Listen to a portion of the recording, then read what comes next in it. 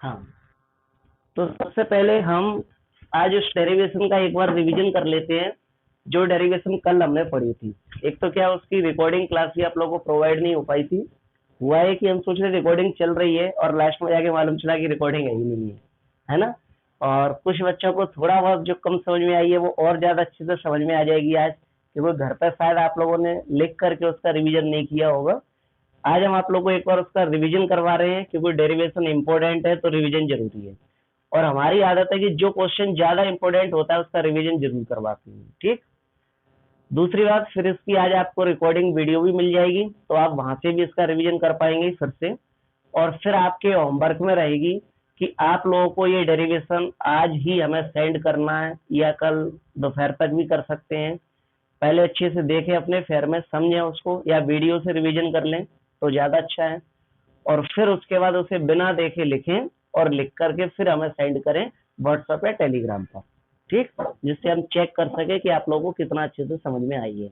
और मान लो फिर भी कोई कमी अगर रहती है या किसी पॉइंट को लेकर के डाउट बनता है तो हमें बताएं, ठीक।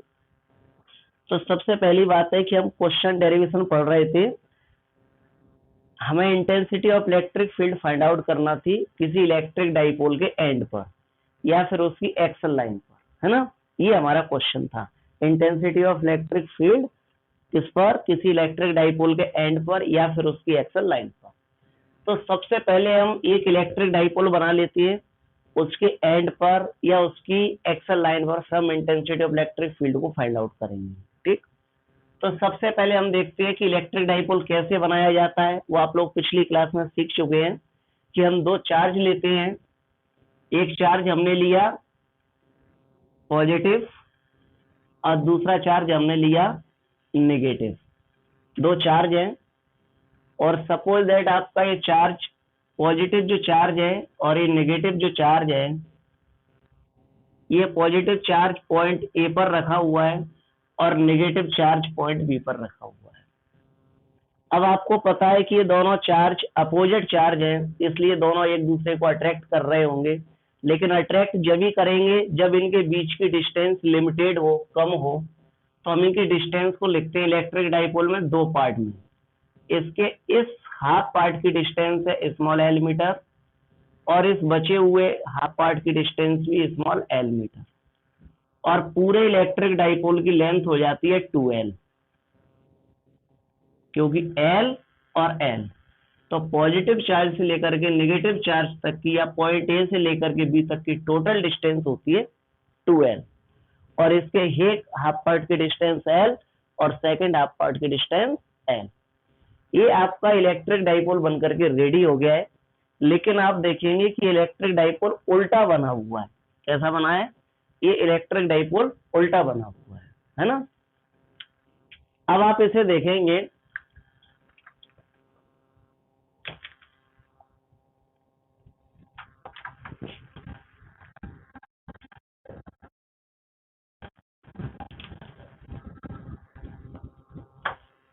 सॉरी बेटा एक सेकेंड, आवाज तो सही से आ रही है, ऐसा तो नहीं डिस्कनेक्ट हो गई आवाज?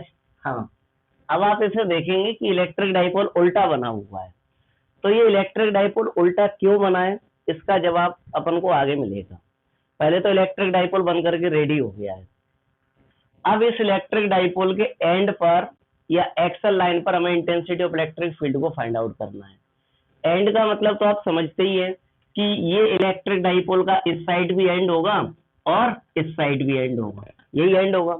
आप इस साइड इसका कोई पॉइंट पर intensity of electric field find out करें तो वो उसके एंड पर मानी जाएगी, या इस साइड कोई पॉइंट बना लें और उस पर intensity of electric field find out करें तो वो भी इलेक्ट्रिक डाइपोल के एंड पर मानी जाएगी, ठीक है।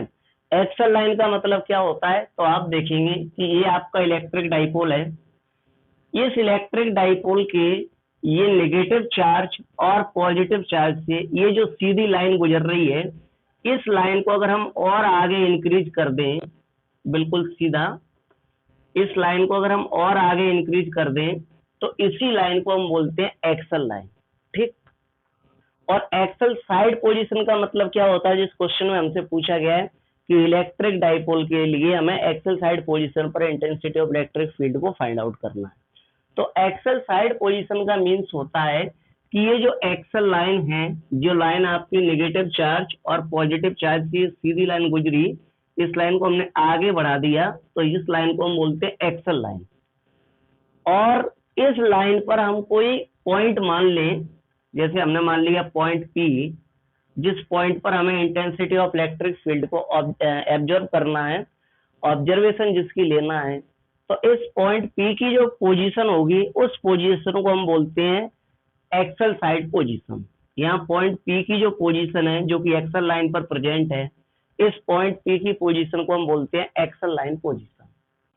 और इस एक्सल साइड पोजीशन की जो डिस्टेंस होगी, वो हम सेंटर पॉइंट से ले लेते हैं कि हम इस इलेक्ट्रिक डाइपोल के सेंटर O से स्मॉल r मीटर की डिस्टेंस पर एक पॉइंट P मान के चल रहे हैं, और इस पॉइंट P की पोजीशन को हम एक्सल साइड पोजीशन कहते हैं। इस पर हमें इंटेंसिटी ऑफ इलेक्ट्रिक फील्ड मतलब कि E की वैल्यू को फाइंड आउट करना है, ऐसा क्वेश्चन में दिया हुआ है। ये डायग्राम आपका बनके रेडी हो गया है, ठीक। अब सबसे पहले हमें एक्सल लाइन की डेफिनेशन आना चाहिए और एक्सल साइड की डेफिनेशन आना चाहिए। क्वेश्चन जब भी आएगा एक्सल साइड की डेफिनेशन पूछी जाती है और उसे प्रूव करने के लिए भी पूछा जाता है।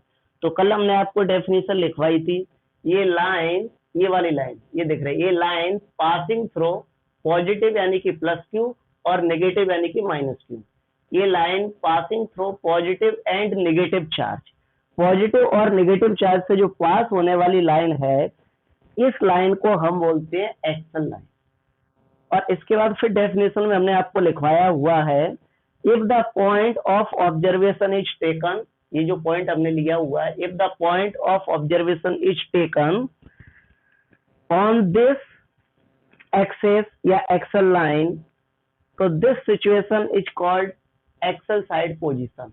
जो पॉइंट हम इस लाइन पर ले रहे हैं, इस पॉइंट की सिचुएशन को या पोजीशन को हम एक्सल साइड पोजीशन बोलते हैं, जो कि पॉइंट हमने इस इलेक्ट्रिक डाइपोल के सेंटर O से स्मॉल r डिस्टेंस पे लिया है। ये तो हुई इसकी डेफिनेशन। अब जिस तरह से हमने इसको डायग्राम को कंसिस्ट किया है, वैसे इस डायग्राम के बारे में हमें लिखना भी आना चाहिए। तो सबसे पहले कैसे डायग्राम को बनाया, तो सबसे पहले क्वेश्चन को देख करके हमने डायग्राम बनाया, डायग्राम रटना नहीं है।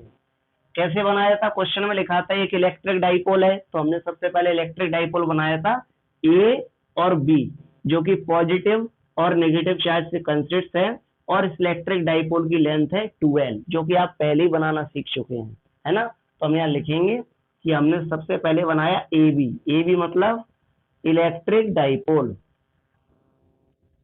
इलेक्ट्रिक डाइपोल, ठीक है। हमने AB बनाया मतलब कि इलेक्ट्रिक डाइपोल बनाया, जो कि कंसिस्ट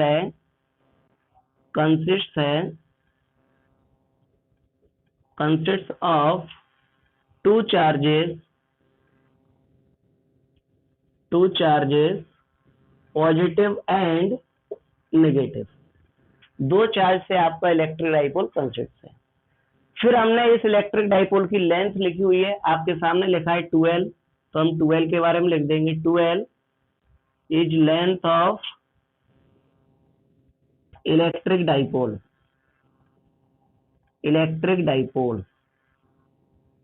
ठीक है। फिर हमने क्या किया है, क्वेश्चन में लिखा था कि इस इलेक्ट्रिक डाइपोल के एंड पर या फिर एक्सल लाइन पर किसी पॉइंट पर हमें इंटेंसिटी ऑफ इलेक्ट्रिक फील्ड को फाइंड आउट करना है। तो हमने इस इलेक्ट्रिक डाइपोल के एंड पर, इस साइड ये एंड है, या इधर पॉइंट मान लो तब भी एंड माना जाएगा इलेक्ट्रिक डाइपोल का, तो इस वाले एंड पर हमने एक पॉइंट P मान लिया, और इस पॉइंट P की पोजीशन को हम एक्सल साइड पोजीशन बोलते हैं, क्योंकि ये पॉइंट P आपका इस इलेक्ट्रिक डाइपोल की एक्सल लाइन पर बना हुआ है इसलिए। और इस पॉइंट P को कितनी डिस्टेंस पर लिया है हमने, तो इस पॉइंट P की डिस्टेंस हमने इस इलेक्ट्रिक डाइपोल के सेंटर से मेजर की है, कि ये पॉइंट P इस इलेक्ट्रिक डाइपोल के सेंटर O से स्मॉल r मीटर की डिस्टेंस पर है। तो इसके बारे में लिखेंगे अपन r के बारे में, r क्या होगा, distance of point P from centre of electric dipole, distance of point P from centre of electric dipole. ठीक है, बस इतना ही तो हमें इसका कंस्ट्रक्शन लिखना है, और कुछ इसमें ऐसा कुछ है ही नहीं है। डेफिनेशन आपको याद हो ही जाएगी, कंस्ट्रक्शन आप खुद लिख लोगे जब डायग्राम बनाओगे। तो डायग्राम बन चुका क्वेश्चन को देख करके, और उसका कंस्ट्रक्शन भी लिख लिया। बस अब सीधा डेरिवेशन स्टार्ट करना है, लेकिन डेरिवेशन रटना नहीं है, रटोगे तो स्टेप भूल जाओगे, इतनी सारी लंबी डेरिवेशन है, कैसे रटोगे। आपको एक एक स्टेप को देख करके समझ करके उसे करना है। कैसे, आपको पता है कि पॉइंट पी पर इंटेंसिटी ऑफ इलेक्ट्रिक फील्ड हमें फाइंड आउट करना है, और पॉइंट पी पर इंटेंसिटी ऑफ इलेक्ट्रिक फील्ड बनाता कौन है, चार्ज। तो यहाँ तो दो दो चार्ज प्रेजेंट है, पॉजिटिव भी और नेगेटिव भी, तो इनमें से कौन बनाएगा, तो दोनों चार्ज बनाएंगे। पॉजिटिव चार्ज अपनी इंटेंसिटी ऑफ इलेक्ट्रिक फील्ड बनाएगा, नेगेटिव चार्ज अपनी इंटेंसिटी ऑफ इलेक्ट्रिक फील्ड बनाएगा। लेकिन ज्यादा इफेक्ट किसका रहेगा, ज्यादा इफेक्ट पॉजिटिव चार्ज का रहेगा, प्लस क्यू वाले का। क्यों, क्योंकि पॉइंट पी पॉजिटिव चार्ज के ज्यादा नजदीक है और नेगेटिव चार्ज से ज्यादा डिस्टेंस पर है। तो ज्यादा इंटेंसिटी ऑफ इलेक्ट्रिक फील्ड किसकी बनेगी पॉइंट पी पर, पॉजिटिव चार्ज की। क्यों, क्योंकि वो ज्यादा नजदीक है इसलिए। और जब पॉजिटिव चार्ज की ज्यादा इंटेंसिटी ऑफ इलेक्ट्रिक फील्ड बनेगी पॉइंट पी पर, तो फिर हमारा जो फाइनल आंसर आएगा वो पॉजिटिव आएगा। अगर नेगेटिव चार्ज की बन रही होती तो फाइनल आंसर नेगेटिव आ जाता। इसलिए हमने इस इलेक्ट्रिक डाइपोल को उल्टा बनाया है। आप देख रहे हैं, पॉजिटिव चार्ज इस साइड पॉइंट पी की साइड और नेगेटिव चार्ज दूर साइड। क्यों, क्योंकि इस साइड पॉजिटिव चार्ज बनाने से, उल्टा डाइपोल बनाने से आपके पॉइंट पी पर पॉजिटिव चार्ज की इंटेंसिटी ऑफ इलेक्ट्रिक फील्ड ज्यादा बनेगी, जिससे आपका आंसर पॉजिटिवली चार्ज में आ सके। अगर आप इसे सीधा बना देते तो पॉजिटिव चार्ज इधर रह जाता और माइनस क्यू चार्ज यहाँ पे आ जाता प्लस वाली की जगह पर, और जब माइनस क्यू चार्ज यहाँ होता तो वो पॉइंट पी के ज्यादा नजदीक होता, और जब पॉइंट पी के ज्यादा नजदीक होता तो फिर पॉइंट पी पर नेगेटिव चार्ज की इंटेंसिटी ऑफ इलेक्ट्रिक फील्ड ज्यादा बनती, जिससे आपका फाइनल आंसर माइनस में आ जाता, जो कि हमें नहीं चाहिए, है ना। इसलिए हमने इस इलेक्ट्रिक डाइपोल को उल्टा बनाया है। लेकिन आपको पता है कि पॉइंट पी पर दोनों चार्ज अपनी इंटेंसिटी ऑफ इलेक्ट्रिक फील्ड बनाएंगे, पॉजिटिव चार्ज अपनी बनाएगा, नेगेटिव चार्ज अपनी बनाएगा। और इंटेंसिटी ऑफ इलेक्ट्रिक फील्ड निकालने के लिए हमें डिस्टेंस की जरूरत होती है। तो पहले हम ये देख लें कि पॉजिटिव चार्ज से पॉइंट पी की डिस्टेंस कितनी है, और फिर हम देखेंगे कि नेगेटिव चार्ज से पॉइंट पी की डिस्टेंस कितनी है, ये हम पहले ही निकाल लें। तो आप जानते हैं कि पॉजिटिव चार्ज कहाँ पर रखा है, पॉइंट ए पर, यानी हमें ए से लेकर के पी तक की डिस्टेंस चाहिए। हम पहले ही निकाल लेते हैं। A P is equal to, कैसे निकालेंगे, हमारे पास पूरी डिस्टेंस है इलेक्ट्रिक डाइपोल के सेंटर ओ से लेकर के पॉइंट पी तक की डिस्टेंस है आर। इस पूरी डिस्टेंस को ले लेंगे ओपी को, और इसमें से हम लेफ्ट साइड वाली डिस्टेंस को माइनस कर दो। इस हिस्से की पूरी डिस्टेंस आपने ले ली आर, इसमें से इधर की डिस्टेंस को माइनस कर दो, तो ये वाली अपने आप बच जाएगी। अब इधर की डिस्टेंस कितनी है, तो आप देख रहे हैं इधर की डिस्टेंस है ओ ए, जो की वैल्यू है एल। ओ ए वाले पार्ट को हमने माइनस कर दिया। समझ पा रहे हैं, हमें क्या चाहिए, पॉजिटिव चार्ज से पॉइंट पी तक की डिस्टेंस चाहिए। पॉजिटिव चार्ज मतलब पॉइंट ए से लेकर के पी तक की डिस्टेंस। ए से पी तक की डिस्टेंस हमारे पास नहीं है, लेकिन ओ से लेकर के पी तक की पूरी डिस्टेंस हमारे पास है आर। इस ओ से पी तक की पूरी डिस्टेंस जो है उसे हमने लिया, और उसमें से इस साइड वाले पार्ट की डिस्टेंस को हमने माइनस कर दिया, ओ से ए तक की डिस्टेंस को हमने माइनस कर दिया, तो ये वाला पार्ट अपने आप बच जाएगा। अब आप क्या करेंगे, वैल्यू पुट कर देंगे। A P is equal to, O से पी तक की वैल्यू कितनी है आर, ओ से ए तक की वैल्यू कितनी है एल, तो आपकी वैल्यू आ गई R minus L. A P की वैल्यू निकाल चुकी। इसी तरह से हम क्या करेंगे, अब नेगेटिव चार्ज से पॉइंट पी तक की डिस्टेंस निकालेंगे, और नेगेटिव चार्ज आपका कहाँ रखा है, पॉइंट बी पर, यानी हमें बी से लेकर के पी तक की डिस्टेंस की जरूरत है। तो कैसे लिखेंगे, D P is equal to, पहले हम बी से लेकर के ओ तक की डिस्टेंस ले लेंगे, जो कि होगी बी ओ, प्लस उसी में ऐड कर देंगे ओ से लेकर के पी तक की डिस्टेंस, ओ से पी तक की डिस्टेंस को जब पूरा ऐड कर देंगे तो आपका बी से लेकर के पी तक की कंप्लीट डिस्टेंस बन जाएगी। अब क्या करेंगे, वैल्यू पुट कर दो। BP is equal to B से लेकर के ओ तक की डिस्टेंस कितनी है, एल, लिख दिया। ओ से लेकर के पी तक की डिस्टेंस कितनी है, आर, इसे भी लिख दिया। तो क्या बन जाएगा, B P is equal to R plus L. L plus R या आर प्लस एल बात एक ही है, हमने इसकी फॉर्म में लिखा है, आर माइनस एल था इसलिए हमने ऐसा लिख दिया है आर प्लस एल। देखने में थोड़ा अच्छा लगेगा, सिस्टम से जम जाएगा।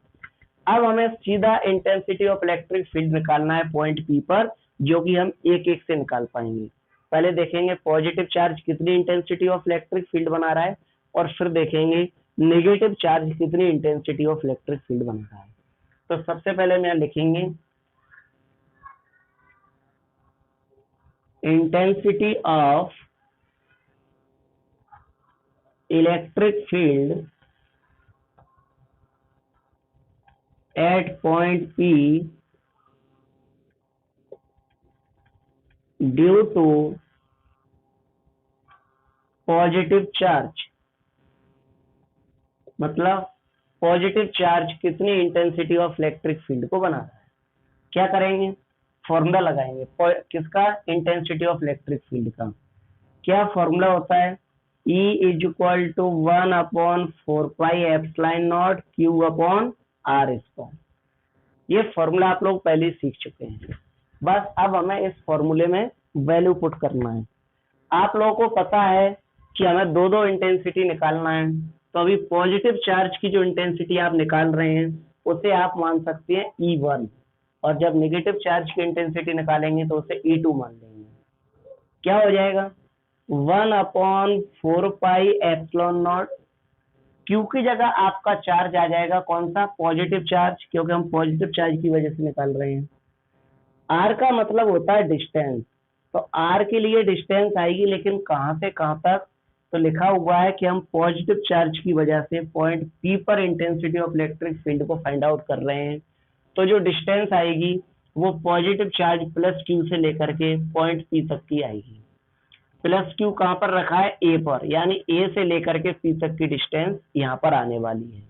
तो क्या करेंगे, R की जगह हम क्या लिखेंगे, AP, स्क्वायर लगाए तो इस पर क्या लगा देंगे, स्क्वायर।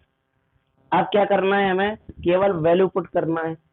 तो आप देखेंगे E1 is equal to 1/4πε0 plus Q upon AP की वैल्यू कितनी है, आप अपने सामने देखें, हम AP की वैल्यू ऑलरेडी निकाल चुके हैं। कितनी है, R माइनस एल, और स्क्वायर लगाए तो स्क्वायर। आपका इंटेंसिटी ऑफ इलेक्ट्रिक फील्ड एक आ चुकी है, जो कि पॉजिटिव चार्ज बना रहा है, वो वाली आप निकाल चुके हैं। ठीक, अब आप दूसरी इंटेंसिटी ऑफ इलेक्ट्रिक फील्ड निकालेंगे जिसे नेगेटिव चार्ज बना रहा है पॉइंट पी पर, है ना। तो हम यहाँ लिखेंगे intensity of electric field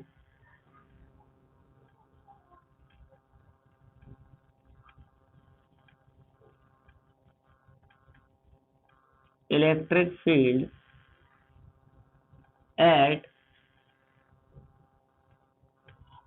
point P due to negative charge, इधर लिख दें -Q को, ड्यू टू नेगेटिव चार्ज। ठीक, अब कैसे निकालेंगे, फिर से फॉर्मूला लगाएंगे हम इंटेंसिटी ऑफ इलेक्ट्रिक फील्ड का। E is equal to 1/4πε0 Q upon R square. ये बेसिक फॉर्मूला होता है, यहाँ भी लगाया हुआ है। अब इसमें वैल्यू पुट करेंगे फॉर्मूले में, किस तरह से, तो आप देखें, इस बार हम इंटेंसिटी ऑफ इलेक्ट्रिक फील्ड को क्या मान लेंगे, E2, क्योंकि जो पॉजिटिव चार्ज ने बनाई है उसे हमने E1 मान लिया है, नेगेटिव चार्ज जो बना रहा है उसे हम E2 मान लेंगे।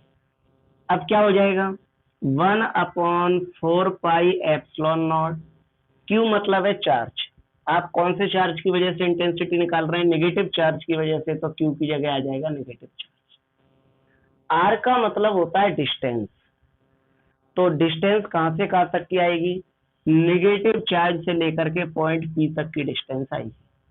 और नेगेटिव चार्ज कहाँ रखा है आपका, -Q चार्ज कहाँ रखा है, B पर, यानी कि B से लेकर के P तक की डिस्टेंस आएगी। जैसे पॉजिटिव चार्ज ए पर रखा है, ए से पी तक की डिस्टेंस आई थी, यहाँ ए पी लिखा था, वैसे ही इसमें नेगेटिव चार्ज बी पर रखा है तो बी से पी तक की डिस्टेंस आएगी। और अब हम यहाँ लिखेंगे बीपी, और स्क्वायर लगा हुआ है तो स्क्वायर। सही है।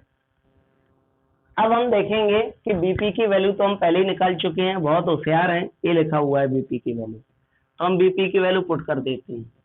E2 is equal to 1/4πε0 minus Q upon BP की वैल्यू कितनी होती है, R माइनस एल का whole square, sorry R plus L है, R प्लस एल, और बीपी पे स्क्वायर लगाए तो बीपी की वैल्यू पे स्क्वायर। सही है। अब क्या करना है, हमें total intensity of electric field चाहिए एट पॉइंट पी पर। ये तो हमने अलग अलग निकाल ली कि पॉजिटिव चार्ज इतनी बना रहा है, नेगेटिव चार्ज इतनी बना रहा है, लेकिन दोनों मिलकर के टोटल कितनी बना रहे होंगे पॉइंट पी पर इंटेंसिटी ऑफ इलेक्ट्रिक फील्ड। तो हम यहाँ लिखेंगे टोटल, या फिर नेट भी लिख सकते हैं, total intensity of electric field at point P. Point P पर total intensity of electric field कितनी होगी, कैसे निकालेंगे। Total intensity of electric field को हम बताएंगे तो ई से किसके इक्वल होगी, E1 प्लस E2 के, पॉजिटिव चार्ज की इंटेंसिटी प्लस नेगेटिव चार्ज की इंटेंसिटी टोटल आ जाएगी। अब E1 और E2 की वैल्यू हम पहले निकाल चुके हैं, ये E1 की वैल्यू है और ये E2 की वैल्यू है, दोनों वैल्यू हम यहाँ पर पुट कर देंगे। तो लिखेंगे putting the value of E1 and E2 put कर दो, क्या हो जाएगा, E इज इक्वल टू, आप देखेंगे E1 की वैल्यू कितनी है, तो आपके सामने E1 की वैल्यू ये लिखी हुई है 1/4πε0 plus Q upon R minus L का होल स्क्वायर, प्लस E2 की वैल्यू कितनी है, तो E2 की वैल्यू आपके सामने लिखिए 1/4πε0 minus Q upon R plus L का होल स्क्वायर। सही है। अब क्या करना है, अब थोड़ा सा यहाँ दिमाग लगाना, यहाँ लिख रहे हैं बेटा E इज इक्वल टू, ध्यान से देखा सब बच्चे, 1/4πε0 इसमें भी है और 1/4πε0 इसमें भी, हाँ कॉमन बाद में लेंगे, पहले कैलकुलेशन और कर ले एक लाइन की, वो रह गई है, कैसे देखो 1/4πε0, क्यू में प्लस लगाओ या ना लगाओ, क्यू तो प्लस का ही माना जाएगा, अगर हम इसे ऐसे लिख दें तब भी क्यू प्लस का माना जाएगा, अपॉन में क्या लिखा है R माइनस एल का होल, ये वाला प्लस और ये क्यू का माइनस, इनका होगा इंटू, इंटू होगा इंटू में ही है उसके, और इंटू होगा तो प्लस माइनस क्या हो जाएगा माइनस, 1/4πε0 क्यू अपॉन ब्रैकेट में R प्लस एल का होल स्क्वायर। अब क्या करेंगे, अब हम देखेंगे थोड़ा सा दिमाग लगा करके कि इसमें कुछ चीज कॉमन आ रही है, कैसे, 1/4πε0 यहाँ भी है, 1/4πε0 यहाँ भी है, कॉमन ले लो 1/4πε0, और Q इसमें भी है ऊपर और Q इसमें भी है ऊपर, दोनों में से हम Q को कॉमन ले लेते हैं, Q को कॉमन ले लिया, अब ब्रैकेट कॉमन ले चुके हैं तो इस वाले हिस्से में क्या बचेगा, 1/4πε0 तो बाहर निकल चुका है पहले ही, आपका Q भी बाहर निकल चुका है, Q की जगह पर ऊपर क्या बचेगा 1 और नीचे क्या बचेगा R माइनस एल का होल स्क्वायर। सही है, माइनस, इसी तरह से इसका 1/4πε0 बाहर निकल चुका है, इसका Q भी बाहर निकल चुका है, यहाँ क्या बचेगा ऊपर कुछ नहीं तो 1 और नीचे R प्लस एल का होल स्क्वायर। सही है। अब हम क्या करने वाले हैं, तो आप लोग देखेंगे E is equal to 1/4πε0 Q बाहर कॉमन है, क्रॉस मल्टीप्लाई कर देते हैं, आर प्लस एल का होल स्क्वायर का मल्टीप्लाई 1 में करेंगे तो आर प्लस एल का होल स्क्वायर, और आर माइनस एल का होल स्क्वायर का मल्टीप्लाई 1 में करेंगे तो इधर आर माइनस एल का होल स्क्वायर। नीचे का मल्टीप्लाई नीचे होता है तो हम नीचे का मल्टीप्लाई नीचे कर देंगे, आर माइनस एल का whole square into R plus L का होल, हो गया क्रॉस मल्टीप्लाई। अब हमें क्या करना है, अब इसका ब्रैकेट खोलना है, फॉर्मूले से पहले इसको खोलना है, ब्रैकेट बाद में खोलेंगे हम। कैसे, इधर कर लेते हैं। सब बच्चे ध्यान से देखना, E इज इक्वल टू 1/4πε0। क्यों बाहर लिखा है, ठीक है लिखा रहने दो। अंदर के ब्रैकेट अब हमें खोलना है। कैसे, इसको खोलेंगे a प्लस बी के होल स्क्वायर से। सबको फॉर्मूला आता है A square plus B square plus 2ab। तो इसके लिए क्या हो जाएगा, ए स्क्वायर की जगह R square plus B square की जगह एल स्क्वायर प्लस 2ab की जगह हो जाएगा 2rl, ब्रैकेट क्लोज। माइनस लगाए तो माइनस लगा दो। अब आप इस वाले को खोलेंगे ए माइनस बी के होल स्क्वायर से। क्या फॉर्मूला होता है, A square plus B square minus 2ab। तो अब आप यहाँ खोलेंगे A square plus B square minus 2rl, सही है। अकाउंट में ये लिखा हुआ है, आप इसे ध्यान से देखें तो आप देखेंगे लिखा हुआ है, अगर आप इसका स्क्वायर अभी इग्नोर कर दें कुछ टाइम के लिए तो आप देखेंगे लिखा है R minus L into R plus L. और ऐसा एक फॉर्मूला आप लोगों ने 10th क्लास में पढ़ा होगा, ए माइनस बी इंटू ए प्लस बी। इसका फॉर्मूला होता है ए स्क्वायर माइनस बी। तो आप इसे देखेंगे, इसमें लिखा है R minus L into R plus L, तो ये क्या बन जाएगा, R square minus L square बन जाएगा।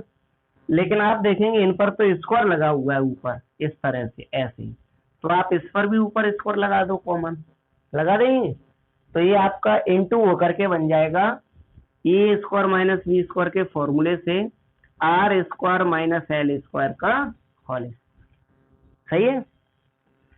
अब हमें क्या करना है, अब हमें इसके आगे देखना है। अब हम सबसे पहले ब्रैकेट खोलते हैं ऊपर वाले पार्ट का, E is equal to 1/4πε0 into Q. इसमें आप ध्यान से देखना सब बच्चे, ये वाला ब्रैकेट खोलेंगे फर्स्ट वाले पार्ट का तो हम पर कोई इफेक्ट नहीं पड़ने वाला। क्या हो जाएगा, R square plus L square plus 2rl हो जाएगा। लेकिन इधर वाला पीछे वाला जब हम ब्रैकेट खोलेंगे तो आपका जो माइनस बाहर लगा हुआ है वो माइनस आप देखेंगे बाहर से अंदर जाएगा, और अंदर जाएगा तो सबके निशान बदल देगा, जो माइनस के उन्हें प्लस का कर देगा, जो प्लस के उन्हें माइनस का कर देगा। तो आपका माइनस अंदर गया तो आर स्क्वायर माइनस का हो गया, एल स्क्वायर माइनस का हो गया, और माइनस माइनस प्लस का हो जाएगा 2rl। और अपॉन में क्या लिखा हुआ है, R square minus L square का होल स्क्वायर, सही है। अब आप देखेंगे बेटा कि ये आर स्क्वायर प्लस का और ये आर स्क्वायर माइनस का कट जाएगा, ये एल स्क्वायर प्लस का ये एल स्क्वायर माइनस का कट जाएगा। क्या बचेगा, इधर लिख देते हैं, थोड़ा सा बड़ा लिख जाएगा, 1/4πε0 क्यू की जगह क्यू, 2rl यहाँ बचा और 2rl यहाँ बचा, ऐड हो जाएगा 4rl बन जाएगा। अपॉन में लिखा हुआ है R square minus L square का होल स्क्वायर, इससे नहीं बोलना है ना। अब अगला स्टेप क्या करेंगे, सबसे पहले तो इस क्यू को अंदर भेज दो, बेचारा बहुत देर से बाहर बैठा हुआ है। तो 1/4πε0 क्यू अंदर गया तो 4qrl अपॉन ब्रैकेट में R square minus L square का होल स्क्वायर, ठीक है। ब्रैकेट अभी लगा रहने दो, क्यू को भेज दिया केवल अंदर। अब आप इसकी कंडीशन को समझें, यहाँ थोड़ी समझने वाली बात है, जिसको आप ज्यादा अच्छे से समझें तभी आपको वो चीज समझ में आएगी, है ना। तो आप इसकी कंडीशन इसको समझना, ध्यान से देखना सब बच्चे।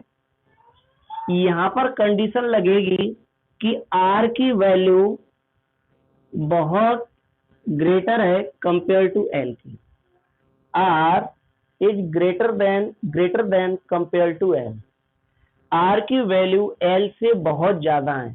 ठीक है, कैसे, ध्यान से देखो सामने ये डायग्राम बना हुआ है, आर की वैल्यू यहां से लेकर के यहां तक है, ये रही आपको दिख रही है, और एल की वैल्यू केवल इस सेंटर पॉइंट ओ से लेकर के यहां तक है एल। तो आपको दिख रहा है आर की वैल्यू बहुत बड़ी है और एल की वैल्यू बहुत छोटी है। और इतना ही नहीं, आप लोगों को एग्जाम्पल के तौर पे हम बता दें, ये डायग्राम तो यहाँ जूम करके दिखाया गया है, आगे इस पे क्वेश्चन बनेगा तो आपको पता चलेगा कितनी छोटी होती है वैल्यू। हकीकत में इन दोनों वैल्यू में इतना डिफरेंस होता है कि सपोज दैट आर की वैल्यू 1000 है और एल की वैल्यू 0.1 है, इतना डिफरेंस होता है। आर की वैल्यू 1000 मीटर है और एल की वैल्यू 0.1 मीटर है, इतनी छोटी होती है एल की वैल्यू आर के सामने। फिर भी एल की वैल्यू तो फिर भी ठीक है, अब एल स्क्वायर की वैल्यू और भी ज्यादा छोटी होती है। कैसे, अगर आप एल स्क्वायर की वैल्यू निकालेंगे तो एल की वैल्यू का क्या करेंगे, स्क्वायर करेंगे ना ऐसे, और स्क्वायर करेंगे तो आंसर क्या आएगा 0.01। एल स्क्वायर की वैल्यू कितनी आई, 0.01 आई है। अब आप कंपैरिजन करें, एल स्क्वायर की वैल्यू ज्यादा छोटी है कि एल की वैल्यू ज्यादा छोटी है, तो एल की वैल्यू तो फिर भी ठीक थी, लेकिन एल स्क्वायर की वैल्यू बहुत ज्यादा छोटी है। आप इसे कह सकते हैं नियरली इक्वल टू 0 है वो। इसलिए हम यहाँ पर क्या करेंगे, एल स्क्वायर को निगलेक्ट करेंगे। ये निगलेक्ट वर्ड किसके आगे लिख रहे हैं हम, एल स्क्वायर के आगे। हम एल स्क्वायर को निगलेक्ट कर रहे हैं, एल को निगलेक्ट नहीं कर रहे हैं, क्योंकि एल की वैल्यू तो फिर भी ठीक है, 0 पॉइंट ठीक ठाक है, कुछ मान्य तो रखती है अपने आप में, लेकिन एल स्क्वायर 0.01 जो कि नियरली इक्वल 0 है बिल्कुल, और खास करके 1000 के सामने तो 0 ही है।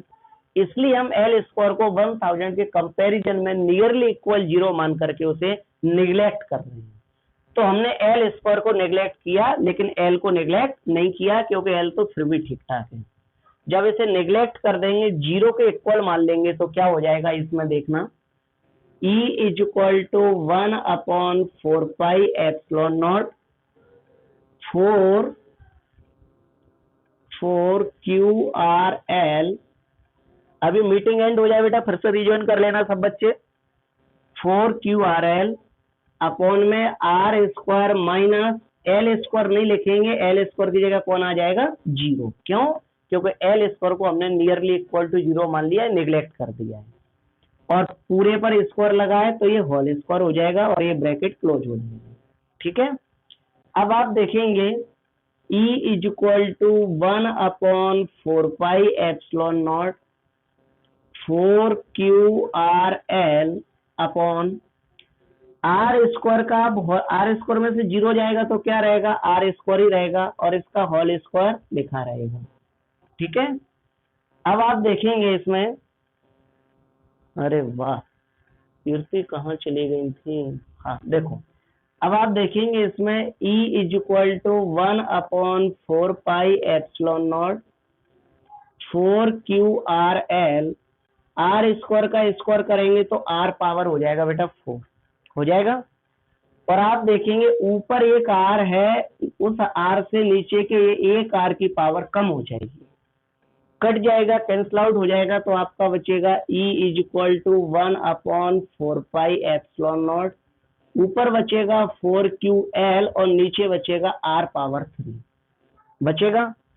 अब आप क्या करेंगे, 4 QL को थोड़ा सा अच्छे से लिखें तो 1/4 पाई एप्सिलॉन नॉट, 4 को हम लिख सकते हैं 2 into 2, ऐसा क्यों लिख रहे हैं अभी आपको समझ में आएगा। 2 into 2 QL की जगह QL, R पावर 3 की जगह R पावर 3। 4 को हमने 2 into 2 क्यों लिखा, जब 4 को 2 into 2 हमने लिखा तो ये आपका 2QL बन गया है, और ये 2QL किसका फॉर्मूला होता है, इलेक्ट्रिक डाइपोल मूवमेंट का, पता है सबको। 2QL किसका फॉर्मूला होता है, इलेक्ट्रिक डाइपोल मूवमेंट का। तो आप इसे क्या लिख पाएंगे, E is equal to 1/4 pi epsilon naught 2 की जगह आपका आ जाएगा 2 और 2 की वैल्यू की जगह कौन आ जाएगा? सब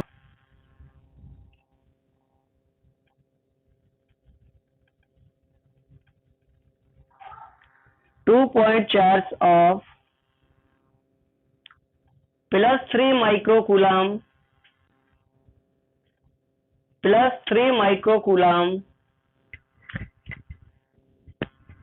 and -3 microcoulomb. 2 point charge of +3 microcoulomb and -3 microcoulomb are kept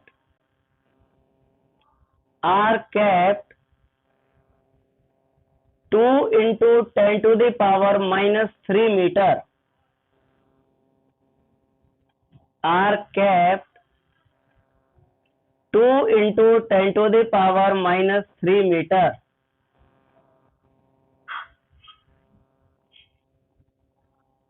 appeared. 2 into 10 to the power -3 meter appeared. Full stop.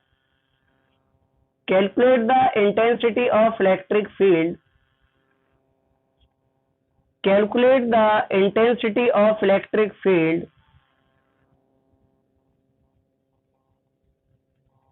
Calculate the intensity of electric field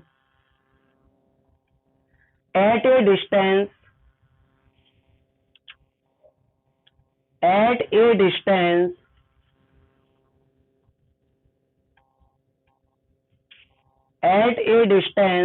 0.6 meter at a distance 0.6 meter in axial side position. 0.6 meter in axial side position. सब बच्चे ध्यान से देखो board पे। हम इस question का diagram आपको बना करके दिखा रहे हैं इस न्यूमेरिकल का। वैसे डायग्राम बनाने की न्यूमेरिकल की इतनी जरूरत नहीं है, लेकिन आप लोग न्यूमेरिकल फर्स्ट टाइम पढ़ रहे हैं ये वाला, तो डायग्राम से आप ज्यादा अच्छे से समझ पाएंगे, इसलिए आपको डायग्राम बना के दिखा रहे हैं। बाद बाकी नेक्स्ट टाइम तो आप डायरेक्टली समझ जाया करेंगे, तो डायग्राम की कोई जरूरत होगी नहीं। क्वेश्चन में हमें दिया गया एक +3 माइक्रोकूलम का आवेश है, दूसरा -3 माइक्रोकूलम का आवेश है। अब बच्चे अच्छे से देखना, दो आवेश हैं, एक +3 माइक्रोकूलम, दूसरा -3 माइक्रोकूलम। इन दोनों आवेशों के बीच की दूरी हमें जो दी गई है वो दी गई है 2 into 10 to the power -3, है ना? हाँ, 2 into 10 to the power -3 metre. और बोला गया है कि अब हमें एक्सल साइड पोजीशन में 0.6 मीटर की डिस्टेंस पर इंटेंसिटी ऑफ इलेक्ट्रिक फील्ड को फाइंड आउट करना है। तो इधर ही अपन एक्सल साइड पोजीशन में एक पॉइंट P मान लेते हैं, और इस पॉइंट P की डिस्टेंस, ये जो इलेक्ट्रिक डाइपोल का सेंटर होता है, उससे हमें कितनी दी गई है? 0.6 मीटर, इस पॉइंट P की डिस्टेंस। और इस पॉइंट P पर हमें इंटेंसिटी ऑफ इलेक्ट्रिक फील्ड की वैल्यू फाइंड आउट करने को बोली गई है। सबसे पहले तो हमें देख ले कि हमें दिया क्या क्या गया है, उसको लिखें आंसर में। हमने बोला था कि कोई भी आंसर करने से पहले हमें ये पता होना चाहिए दिया क्या गया है। दो चार्ज दिए गए हैं जिनको हम लिख सकते हैं चार्ज। पहला चार्ज है आपका Q1 मान लो, +3 माइक्रोकूलम। दूसरा चार्ज है, आप इसे Q2 मान सकते हैं, -3 माइक्रोकूलम। ये दोनों चार्ज मिलकर के इलेक्ट्रिक डाइपोल जनरेट कर रहे हैं, पता है ना? इलेक्ट्रिक डाइपोल बना रहे हैं, ठीक है। इन दोनों चार्ज के बीच की डिस्टेंस हमें कितनी दी गई है? इन दोनों चार्ज के बीच की डिस्टेंस है 2 into 10 to the power -3 metre. इसे हम बोलते हैं लेंथ ऑफ इलेक्ट्रिक डाइपोल, बोलते हैं, सिखाया था डेरिवेशन में, लेंथ ऑफ इलेक्ट्रिक डाइपोल। और दोनों चार्ज के बीच की जो लेंथ होती है इलेक्ट्रिक डाइपोल की, इसको हम किससे रिप्रेजेंट करते हैं? टोटल लेंथ को 2L से। और कितनी वैल्यू दी गई है 2L की? 2 into 10 to the power -3 metre, सही है। इसके बाद हमें डिस्टेंस दी गई है इस इलेक्ट्रिक डाइपोल से सेंटर से पॉइंट P की डिस्टेंस 0.6 मीटर। इस डिस्टेंस को हम अपनी डेरिवेशन में r से बता चुके हैं, अभी डेरिवेशन पढ़ी है 0.6 मीटर। इलेक्ट्रिक डाइपोल के सेंटर से पॉइंट P के बीच की डिस्टेंस को हम r से बताते हैं, जिसकी वैल्यू है 0.6 मीटर। फाइंड आउट क्या करना है आपको? फाइंड आउट करना है intensity of electric field, electric field मतलब कि E की वैल्यू हमें फाइंड आउट करना है, लेकिन किस पोजीशन में? क्वेश्चन में साफ साफ लिखा है एक्सल साइड पोजीशन में। तो एक्सल साइड पोजीशन में इंटेंसिटी ऑफ इलेक्ट्रिक फील्ड को फाइंड आउट करने के लिए आप एक्सल साइड पोजीशन का फॉर्मूला लगाएंगे, जो कि फॉर्मूला होता है E is equal to 1/4πε0 2p/r³। Just अभी अपन ने यहाँ पे फाइंड आउट किया था। यही होता है एक्सल साइड पोजीशन का इंटेंसिटी ऑफ इलेक्ट्रिक फील्ड का फॉर्मूला। इस फॉर्मूले से हम इंटेंसिटी ऑफ इलेक्ट्रिक फील्ड निकालेंगे एक्सल साइड पोजीशन में, लेकिन निकालने के लिए हमारे पास क्या क्या होना चाहिए? सबसे पहले R की वैल्यू वो हमें दी गई है क्वेश्चन में, P की वैल्यू जो कि नहीं दी गई है, और 1/4πε0 वो तो कांस्टेंट है, उसकी वैल्यू तो आपको पता है 9 × 10⁹ होती है। लेकिन P की वैल्यू कहाँ से लेके आएंगे? P तो क्वेश्चन में दिया नहीं गया है हमें। तो P का मीन्स क्या होता है? P का मीन्स अपन परसों वाली क्लास में सीख चुके हैं। P किसको रिप्रेजेंट करता है? इलेक्ट्रिक डाइपोल मोमेंट को, यहाँ लिखा हुआ था। और इलेक्ट्रिक डाइपोल मोमेंट को P से बताते हैं, और इसकी वैल्यू अगर नहीं है तो हम बना लेंगे इसके फॉर्मूले से। कैसे? ध्यान से देखो, इलेक्ट्रिक डाइपोल मोमेंट P, क्या फॉर्मूला होता है इसका? Q × 2L। याद आ रहा है फॉर्मूला? कैसे बनाएंगे P की value? P is equal to Q मतलब चार्ज। किसी इलेक्ट्रिक डाइपोल के दोनों चार्ज में से हम कोई सा भी चार्ज, एक चार्ज ले सकते हैं।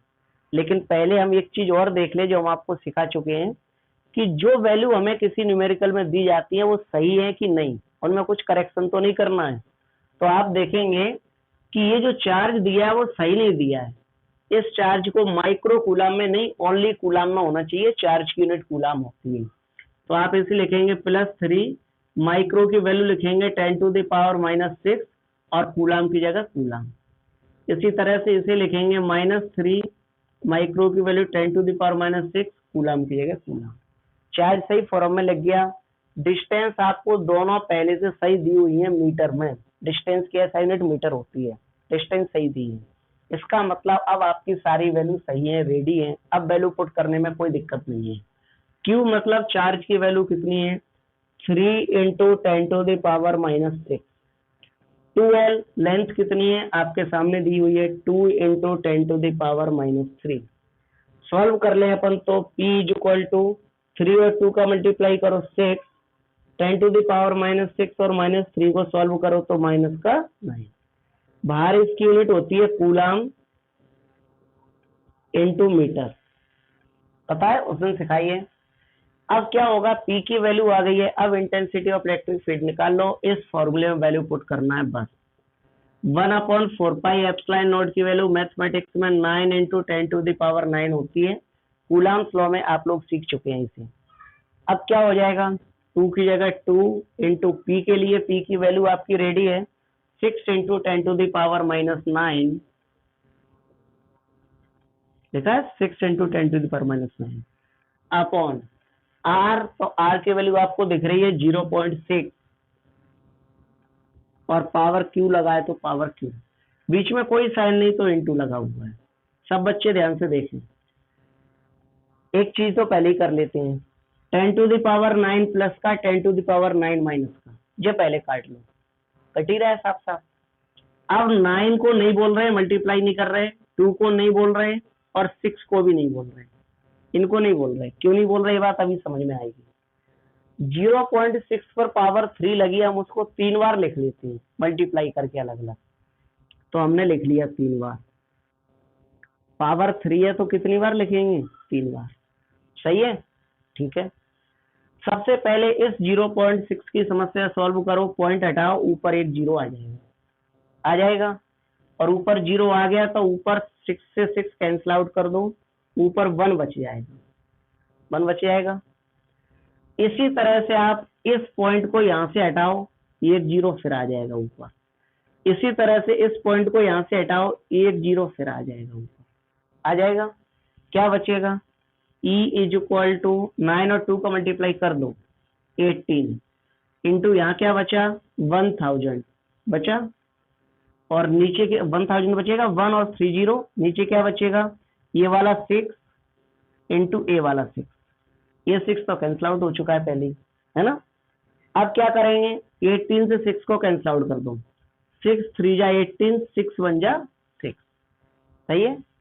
क्या बचा, E इज इक्वल टू 3000, 3 का मल्टीप्लाई इसमें करेंगे 1000 में हो जाएगा 3000 अपॉन 6, कैंसिल आउट कर लो, 6 का 30 में करेंगे कितने टाइम जाएगा 5 टाइम, यानी 500।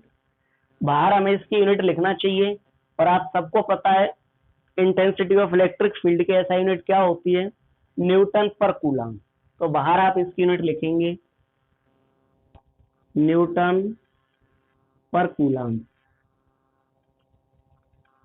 अब आप लोग आसानी से इसे नोट कर लें, सबको ये न्यूमेरिकल आ रहा होगा, बस दिक्कत यही होगी कि वैल्यू को समझ पाना कि किसको Q1 माना है, किसको Q2 माना है, इसको 12। ज्यादातर बच्चे तो ये भूल गए होंगे कि ये 12 है, ज्यादातर बच्चे भूल गए होंगे कि ये R की वैल्यू है, और ज्यादातर बच्चे ये फोकस कर रहे होंगे माइंड पे कि फॉर्मूला तो ये होता है P की वैल्यू कहां से लाएं इस फॉर्मूले के लिए, है ना, जबकि आप पहले ही बना चुके होते हैं। ठीक, नोट करें सब बच्चे जल्दी से।